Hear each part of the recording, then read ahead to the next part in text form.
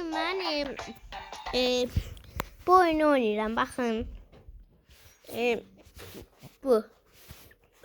Hill Climb Racing. Neyse. Bunu oynayacağım. Şimdi girdik. Ha, başladı. İndi buradan ben bu oyunu seçirəm, bataklık.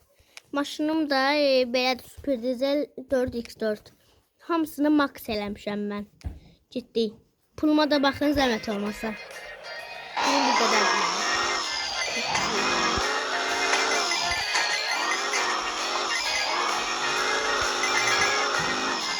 Ben bunu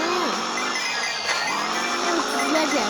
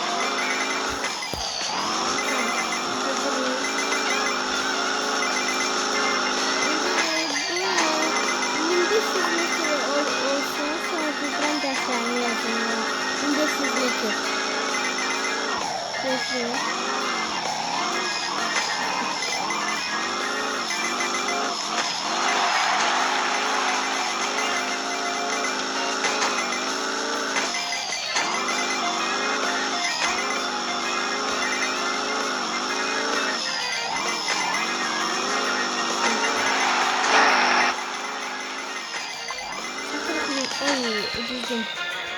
Sağ uşaqlar, indi mən dərsimi yazıram. Sağ uşaqlar.